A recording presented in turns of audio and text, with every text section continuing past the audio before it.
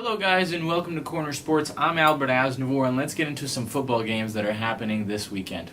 The first game I want to talk about is Manchester United versus Crystal Palace. This game is happening right before the Chelsea-Man City game, so if you're going to binge watch the games, I suggest you watch these back-to-back because I expect Manchester United to put on a show against Crystal Palace in Old Trafford and completely blow them out of the water. Look, frankly speaking, Manchester United in the last 5 games has 5 wins, 17 goals scored, 2 goals conceded. I mean, what more can you ask of a team? And those goals that they were conceded, both were in the 90th minute, so realistically speaking, that's just some lapse of concentration that I'm sure Mourinho is working on. There's no doubt about it. Crystal Palace has played absolutely terrible this season. I mean horrible. I think there's some of the decision making by firing Frank de Boer, absolutely a poor decision, and even a worse decision on top of that was hiring Roy Hodgson, but that's not news. I'm not telling you anything new. Everybody knows this. And I will make a prediction. Roy Hodgson is gone by Christmas because he doesn't win his next 7-8 games. I strongly do see Crystal Palace not picking up a point. I mean, realistically speaking, the next shot they have at picking up a point is October 28th against West Ham, and even then, maybe Slaven Bilic will be gone, a new coach will come in, and that team's going to perform much better. So I don't see any hope for this Crystal Palace team, especially against a Mourinho team who's definitely looking to win the league. I am absolutely expecting for them to demolish Crystal Palace 4-0. I'm looking for Lukaku to get a hat-trick this weekend because it seems like everybody and their mother is getting a hat-trick in the BPL right now. And what place and better time for Lukaku to not get his hat-trick right now against Crystal Palace, against that awful, god-awful defense, especially if Sakho does not play, but I expect him to play. Manchester United just has too much. You got Mata, you got Lukaku, you got Mkhitaryan, you got Martial, you got Rashford, you got Lingard off the bench. I mean, this is firepower, this is pace, this is everything we used to know about Manchester United, and if they don't score 4 goals, then I expect Mourinho to be quite frankly disappointed. They were just at the Etihad and they conceded 5 goals, so I don't know why they wouldn't, score 5 or 4 or even more than 5, because they should. If I was a betting man, I'm putting, a tenner, maybe a 20er on Lukaku to get that hat-trick. Look, the odds are probably very great, and if he doesn't, that's $10 gone. But if he does, you're probably winning yourself a lot of money. Next game I want to talk about is PSG versus Bordeaux. A sneaky one, actually, because PSG is obviously at the top of the league, and I mean, I don't need to tell you, Cavani, Mbappe, Neymar, Rabiot, Verratti, Marquinhos, Thiago Silva, Dani Alves. That team is stacked. Look for that team not only to win League One this season, but honestly, it's not going to be Real Madrid, it's not going to be Barcelona, it's damn sure ain't going to be Bayern Munich with them firing Ancelotti. I don't see anybody else but PSG winning the Champions League this season. But putting that aside, that's a conversation for another time. They're playing Bordeaux this weekend. Like I said, a sneaky matchup. Bordeaux is 3rd in the league, has not lost a game at all this season. Quite like PSG, actually, the only 2 teams in the league that have not lost a game this season, but I'm looking for that to change this weekend. That 0 that Bordeaux has going on their loss record will be ticked off, and there'll be a 1 there. I don't see Bordeaux winning, especially when they're playing in Paris. It's just not happening. I am looking for Kamano to start creating. I mean, he's been their start player this season so far. He's been creating goals. He's been scoring some goals. He is all over the pitch. He's been having a great season, and I'm damn sure he's looking to have himself a move over the summer. So we'll see where he goes over the summer, but I mean, that's a long way away, and so far he's been their standout player, and I expect him to do very well in this game because I'm sure he knows that people are watching. He knows that this is games that he needs to perform in if he wants to get that move. He's only 21, he has a bright future ahead, and I think this is one of those games where he can perform, and I expect him to perform. If not score, then maybe assist, or just show that he has a lot of potential in the future. But I do not see him carrying the Bordeaux team to a victory, especially not in Paris, like I said, and I totally see, I see PSG winning 4-0 easily, if not 4-1, maybe a goal off of a set piece, maybe a counter-attack goal, because I do completely see Bordeaux sitting back the entire game. I mean, what are you going to do against that midfield, against that front three, and how are you going to get past that defense? And not to mention, the goalkeeper is a stud, and he's been... Did you see some of the saves he made against Bayern Munich in the weekend? I mean... This is a great team. And I'm expecting, like I said, PSG 4, Bordeaux 0, maybe 1 goal in like the 77th minute or something when the game is already dead. But honestly, it's dangerous to score against PSG in the 77th minute because you might just piss them off and they might just score, bam, bam, bam, put another 3 in there. So be careful, Bordeaux. But this is going to be a really good game and you should watch it. This is 1 versus 3 and this is going to be probably the best game in league this week. Next game, let's talk about some MLS action happening this weekend. Some Chicago Fire versus NYC FC. This is going to be a really good game. I'm expecting Chicago Fire to come up fired up, no pun intended, simply because back in July when these two teams played, NYC FC got a red card in the 12th minute and they won the game 2-1. And prior to that, the Fire were on a strong run. They were picking up wins left and right. They weren't losing any games. They were barely conceding. And New York kind of stalled that. New York kind of put them in a bad patch, and they started losing games, and they weren't winning as much. They're still on top. They're still a playoff team. They'll make the playoffs, no doubt about it. But this game has some playoff implication, and I expect Chicago Fire to win and go into the playoffs hot. And as a matter of fact, it's my sneaky team. It's my sneaky team to win the cup this year because, honestly, I think they're picking up some steam, and with this win, I think they're going to do some bits. But my final score is 3-1. Stamp that, and let's see what happens this weekend. Next game, big one, the daddy of them all, on Saturday, Chelsea versus Manchester City. Two big clubs. Two clubs that want to win the league. Clubs that want to win the Champions League. That want to win the FA Cup. That are still in the League Cup. They want to win it all because that's the expectation. There is no expectation to lose for these two clubs. And, honestly, I have to be honest with you, yes, City has looked great this season so far. Scoring at will, putting 5-6-4, 5-6-4. I mean, back and forth, any team coming, away or home, they're destroying everyone. But they haven't been tested. They just simply have not played strong competition. And you can tell me that any game in the Premier League is a strong game and anyone can lose. That's just not the case.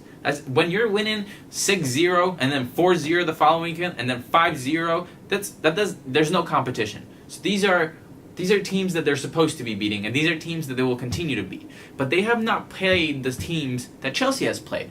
City they played Everton, and they drew that game. That was 1-1. And the other team they were kind of tested, they were supposed to be at least tested by, was Liverpool. But, I mean, the game was killed in the 30th minute when Mane got a red card. And, I mean, after that, there was no test. Liverpool already doesn't have a defense. When you're taking another man off, you're just killing the game.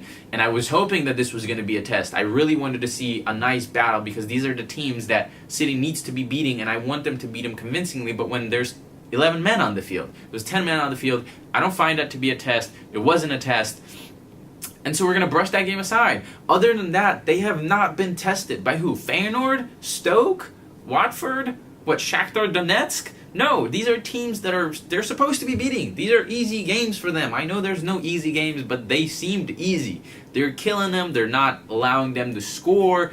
But when you look at Chelsea's schedule, I mean, Chelsea has played they played Atleti just now. They've played Everton. They beat Spurs. They've played Arsenal twice. They've played some tough games away and at home. They beat Spurs away, and I know beating Spurs at Wembley is not, something difficult, but nonetheless, this is a good Spurs team. So, Chelsea's been tested. I mean, Chelsea just beat Atletico Madrid 2-1 away. And then not many teams can say that. Not many teams can say that. And so I'm looking for Chelsea to win this game. I know it's going to be a good game. I'm looking for it to be 3-2. And if I was a betting man, like I said before, I'm putting a tenner on Morata to get a header. Ooh, That kind of rhymed. I'm putting a tenner on Morata to get a header. If you want it to rhyme, it can kind of rhyme. Watch the Man U Crystal Palace game and follow it up with this game. This is going to make your weekend. Have a couple of beers. If you're not old enough to have beers, have a couple of Coca-Colas. Drink Coke. You know what I'm saying? Let's get into the next game. Alright, let's get into the Sunday games. The first game I want to talk about that's happening on Sunday is Arsenal versus Brighton. Look, Arsenal have been playing really, really, really well after getting bamboozled by Liverpool 4-0.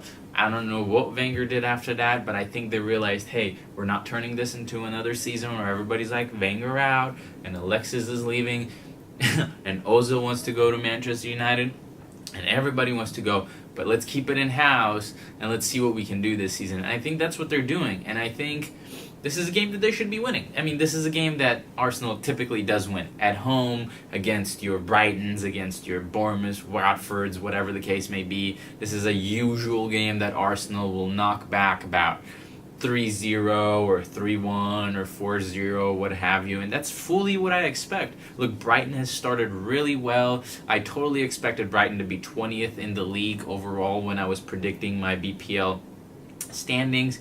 That has not been the case. Crystal Palace has taken that spot, and they're keeping that spot. But Brighton started well, but this is not a game they have any business picking up any points in whatsoever. This is a strong Arsenal win, especially after a good showing midweek against Bate Borisov, winning 4-2. Walcott Giroud got on the score sheet, So this is going to be a good game. It's going to be worth watching, especially obviously if you're an Arsenal fan. If you're a Brighton fan, maybe do something better. I know this is an early kickoff game, so, go out there, hit the beach, maybe do something. But this is not a game you want to watch. 3-0 Arsenal. And I want to see Sanchez, Ozil, Lacazette on the field this game. Wenger, do me that favor. Let me see. I want to see what they look like together. Because they can be something special. They can be sneaky. Let's see what they can be like. Next game I want to talk about is Hertha Berlin versus Bayern Munich. Big news. If you haven't noticed yet, if you don't know, where have you been? Ancelotti has been given the boot. He is out. He is gone. He is no longer the manager of Bayern Munich. And you know what? They never really clicked. I never really saw that Bayern Munich team be as dominant as you expect them to be with the players they got, like Lewandowski and Thiago and Müller, and their defense and Neuer, etc. And you got Alaba on the wing. And Kimmich is playing out of his mind, and you still have Robben, and you have Ribéry, and you have Kingsley Coman, and you got a really great team that should be dominating games and playing really well. And you saw that in spots, but never over a period of time. And I never saw Ancelotti click with this squad, and it's just unfortunate because he's obviously, without a doubt, one of the greatest managers of all time. He has done it in every league around the world, whether that's France, Spain, Italy, even Germany, England, whatever you want to call it. He's done it everywhere.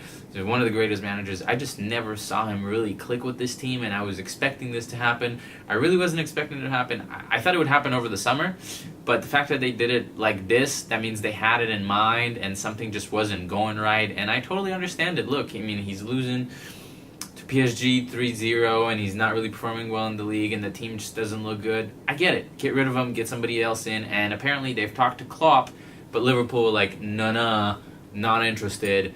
So Klopp is staying at Liverpool. So look out for Thomas Tuchel to get a new job as the Bayern Munich manager. But this is not what we're here to talk about. That's a conversation for another time. Let's talk about this game. I think this game, the team will come out. After a manager gets fired, team always comes out and plays well. In most typical cases, unless you're Crystal Palace, in which case you get Roy Hodgson and then you're more shit. But the team is going to come out and play really well. They're playing a Hertha Berlin team who are very average. They're not a special team. They haven't done anything. They're mediocre, mid-table Bundesliga team, which is something they can be proud of. Hertha Berlin is about a mid-table team, and their fans can be proud of that. But this is a game that Bayern Munich should be winning 3-1, stamp it. I just don't see them keeping a clean sheet. with Neuer being out and that defense has been a bit shaky, maybe they clean it up, but I do still see them giving up a goal. So 3-1. Let's get into the next game. There's Real Madrid versus Espanyol. I think this is going to be a really good one. If you want to see goals galore, this is the game you want to watch. It seems to me like Real Madrid are out of that little slump they had. They're losing to Real Betis. They dropped their streak of 73 or 72, whatever it is, some insane amount of numbers of consecutive games scored. That is gone. I mean, it's hard to be hungry when you win the league and the Champions League back-to-back, and your competitors are losing their best player, one of their best players, and it seems like you're on top of the world, and everything is clicking. But I think they're hungry. They are hungry. You cannot not be hungry when you got players like Ronaldo on your team who will drive and push and push and push. And when he hits a wall, he will figure out how to go over the wall. And if he can't go over the wall, he'll break through the wall. And if he can't break through the wall, he'll find a window. If he doesn't find a window, he'll get himself a tractor or a bulldozer and break through the wall. That's the type of player he is. And that's a player that does not lose hunger. He is hungry. He wants that Ballon d'Or. He is going to get it in December, and he wants the one in next December. I guarantee you.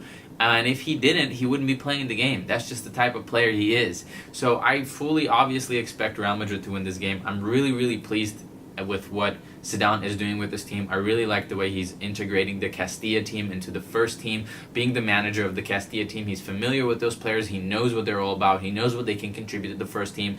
And playing alongside, if you're a 19, 18, 20, 21-year-old kid who's just starting his career and about to kick on, and you're playing alongside players like Ronaldo and Benzema and Bale and Cruz and Modric and Ramos and Marcelo and Carvajal, and you got, Asensio's. This is a strong team. And if I was an 18-year-old playing in Castilla and I'm playing next to Ronaldo, I elevate my game. You know how much you learn from those players? So, I like what Zidane is doing. He's got a great plan, and I think he's going to be doing real well with years to go on. I think they're going to scrap, Real Madrid are scrapping this entire idea of, getting a new manager in every 2 years, every 3 years, every year. Look at what happened with Rafa Benitez and Ancelotti. I think Zidane's there to stay for a long time. I think he knows the Castilla team. I think he's going to integrate that team as, these stars begin to leave. Stars like Ronaldo, who are on the wrong side of 30. Benzema is not really performing well. They do need a striker. Modric is also on the other side of 30. And Ramos, these are players that will eventually start deteriorating, start getting worse, and you need those replacements to start kicking in. And Zidane knows what he's doing.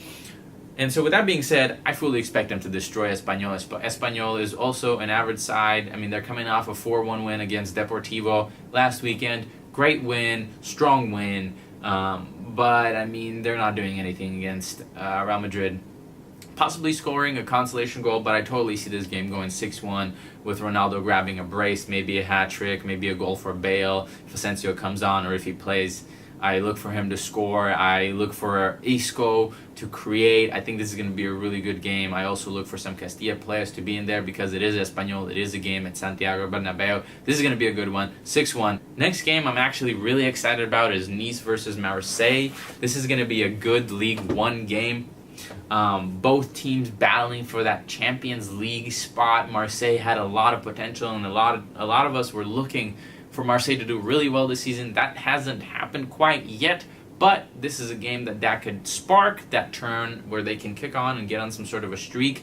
They lost midweek against Salzburg, which is like RB Leipzig 2.0, or maybe Salzburg is the 1.0, RB Leipzig's 2.0, who knows? They're both Red Bull teams. Who really cares, right? But Nice did win this weekend against the strong Vitesse team, who hasn't played very well this season, but they are a good team. They did win 3-0 at Nice. They did keep a clean sheet. Plee played very well. Their passing was outstanding. I was so impressed by the way they were moving the ball around. It was really great, and I expect them to do that in this game. Although, I don't see any team really standing out and winning this game. I know it can be like a 2-1 game where Nice just edges it out because it is a game at home. But I think this is going to be a 2-2 draw, which would be a rightful score line. These are both teams going for that Champions League spot, and 2-2 is a good score. My Serie A game of the week is Roma versus AC Milan. Roma is traveling to San Siro to take on AC Milan, and this is going to be a good one. Let me tell you. Look, AC Milan spent a bunch of money over the summer, and they're looking for that big team to beat. They had a chance. They went to to Rome. They played Lazio and they got destroyed 4-1. I mean, they rammed it in there. It was a terrible game. But ever since then, they've been playing a bit well. And let's exclude that Sampdoria game. Look, you're going to hiccup sometimes along the road. But they have been playing really well. And I'm looking for this to be the statement game for them. They need a statement game that they can get on and start winning games back to back to back to back. And this is going to be that game. I fully believe AC Milan is going to win this game. I know it's not going to be easy, but it's going to be a good one. Roma's a good team. Roma has played really well. Roma has got some great players. I know they sold a lot of good players, but they have replaced well, and they have been playing really well. I mean, they're not conceding. They're keeping clean sheets. Dzeko is scoring like a maniac, but also everyone in Serie A is scoring right now. You're looking at Icardi, Dybala, Belotti. I mean, Belotti's not been doing what he did last season, but there's, Dzeko, etc., etc. There's a bunch of players who are scoring a lot of goals, and I fully expect Dzeko to score this game, but not win this game. Roma's a good side. AC Milan's a good side. I see this game going 2-1 for AC Milan. Strong win, a good just capitalizer of like beginning season wins where you're playing a good big team. This is one of those. AC Milan needs this win more than Roma does, and they're both on 12 points. They're both striving for that Champions League third, maybe fourth spot. So we'll see. I think 1 and 2 spots are covered for sure by Napoli and Juventus, and that's a conversation for another time. But this is going to be a good game. AC Milan 2, Roma 1. Look for Suso to create or score a goal after signing his new contract. Got that money in the pocket. Let's see what Suso can do this weekend. I'm excited to see him play. I think he is sort of a recreation of Coutinho, where he moves, the way he passes the ball, the way he runs off players, the way he has that flair. I really like watching his game, and I'm really excited to see him play this weekend. The last game we're going to be talking about of this weekend is Liverpool versus Newcastle. This is a really good game, a really interesting game, a sort of a homecoming, but not really, because Liverpool is playing away for Rafa Benitez. He's playing against his old team. I mean, has anybody forgotten Istanbul? Okay, I don't need to say anything more, right? But as Liverpool needs to win, they need to put some back-to-back-to-back wins. They've been very poor the last month.